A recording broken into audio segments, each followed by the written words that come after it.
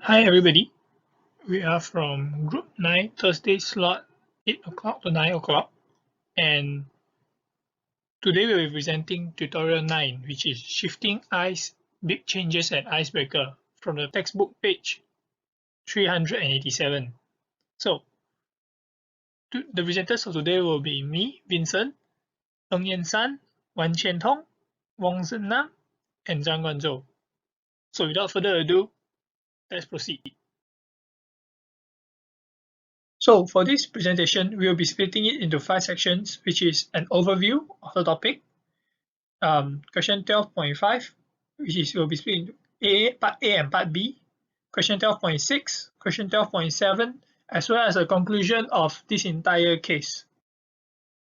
So let me reintroduce myself. My name is Vincent Alexander Rangel, metric ID 145071, and I'll be talking about the overview of this case. In this case overview, the company that is being assessed is Icebreaker, which is a clothing company that specializes in making performance clothing. For information, performance clothing are actually clothing such as sportswear or outdoor wear. And Icebreaker is famous because they specializes in this material called merino wool. And after being successful in their home country, in 2002, Icebreaker expanded to the United States.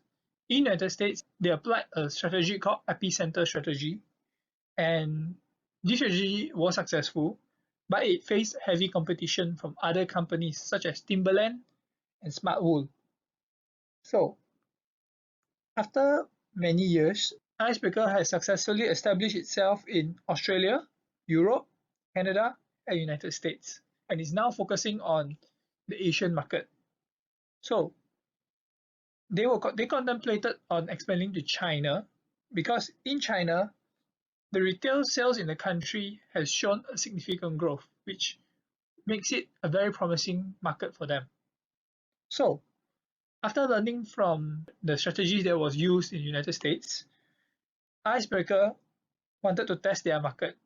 As such, they tested their market by opening their first company-owned store in Taipei in 2011. This was because Taiwan proved to be a good choice as it has existing infrastructure of outdoor specialist store, distributors, as well as consumers with the same taste and body shape as Icebreaker's target demographics. This was successful because in less than 3 years, Icebreaker in the end was working with distributors in Taiwan, Hong Kong, Japan, as well as Singapore. Hi, I'm Qian Tong. I will be explaining 12.5a information required for entry into China. For entry into China, Icebreaker needs 6 informations. First, their readiness to internationalize in China. Second, the suitability of products and services for foreign markets, like most consideration whether there is need for design alteration for Chinese body types. Third, their target markets so that they can advertise effectively in China. Fourth, industry market potential. Icebreaker have to take note that in China, intellectual property rights is very important to protect their trademark. Fifth, foreign business partners. Business partners help to know their connections in China and the local playing field. Hi, I'm Zhan Nam, and I'll talk about 12.5b. How would the information required be obtained by the icebreakers? Icebreakers can obtain information from different sources. One of the sources is Global Edge. Global Edge is a web portal that connects international business professionals worldwide to plenty of information, insights, and learning resources on global business activities. The icebreaker can find a lot of data and information of China. The search engines on a full range of international business in the website help them to obtain the information needed easily. Second, World Trade Organization (WTO). The World Trade Organization is the global international organization dealing with the rules of trade between nations. Within the website, we can see the statistics on tariff and the government intervention of China. Besides, we can go deeply to understand the economic conditions of China and plan the most suitable strategies. Next one is World Bank. The World Bank is ready to support the developing countries through policy advice, research analysis, and technical assistance. We can find national statistics, financial data, and the economic trend of China in the website. Next one is World Bank Doing Business. The Doing Business project provides objective measures of business regulations and their enforcement across 190 economies. In the projects, the Icebreaker is able to understand the business regulation in China, therefore they can perform more effectively. The last one is International Monetary Fund (IMF). The IMF is trying to ensure the stability of the international monetary system. So, they provide the data and statistics of China and also the economic and financial indicators to the Icebreaker. Hello everyone, my name is Zhan Guanzhou. My question is assess the attractiveness of the Indian market for Icebreaker. First, market size. India is one of the top new markets for outdoor sports world. It's estimated that in the past 4 years, the demand for outdoor clothing will reach 258 million. Second, market consumption capacity, and the income-rich middle-class consumer will account for 22% of Indian total and will spend a lot of money on the outdoor clothing product. Second, market intensity. Among Indian nearly 1.4 billion people, India's middle class is growing rapidly and is increasingly hungry for better products.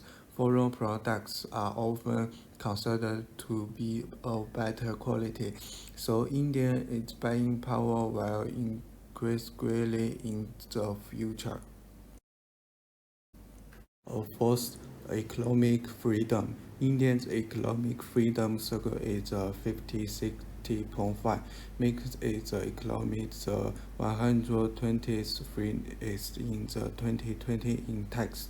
Its overall circle has increased by 1.3 points, led by an increase in business freedom circle. India is ranked 28th among 42 countries in the Asia Pacific region market growth rate. According to the research report published by Global Industry Analysis, the global market for outdoor sports clothing is projected to reach 231.7 billion by 2024. The report points out that the Asia Pacific region is expected to be faster growing region. Sales came from emerging markets such as India and Thailand. Hello everybody, my name is Vincent and I will explain about 12.7 market potential comparison of Brazil and Argentina. For 12.7, the question is Icebreaker is considering expansions but is unsure as to whether Brazil or Argentina hold more potential. So explain how you would assess the market potential for each market. So the first step is we'll go through simple trend analysis. It's examining aggregates production for the industry in Brazil or Argentina and decide it is need to adding import from abroad, and it will provide a rough estimate of the size of current industry sales in the country. The second is monitoring key industry specific indicators. It will examine unique industry drivers of market demand. We can see whether the number of sales of Icebreaker in Brazil is more or Argentina. The third is monitoring key competitors. It will estimate the sales level of Icebreaker in Brazil or Argentina to provide an estimate of market potential.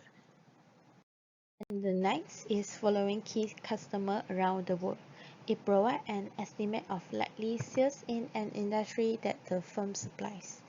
In addition, the next method is tapping into supplier network. It can offer valuable information for assessing sales and competitor activities. It will let us know about the sales in Brazil and Argentina, which have the more sales. And the final method is attending international trade fairs. Before entering the markets of Brazil or Argentina, we can attend international trade fairs and facilitate learning about market characteristics and sales potential of Icebreaker in Brazil or Argentina. It will help us easily know the markets of Brazil and Argentina. In conclusion, it is clear that there are various types of information that a company has to assess before making the decision on expanding to the market. This is because expanding to a new market requires substantial investment, and the wrong choice could cause losses in terms of money, time, as well as energy. Therefore, companies should assess the market itself, the attractiveness of the market, as well as its market potential. And these informations can be obtained through both private as well as government sources. So this marks the end of our presentation for today, and we hope that you enjoyed and learned something new, and thank you for staying to the very end.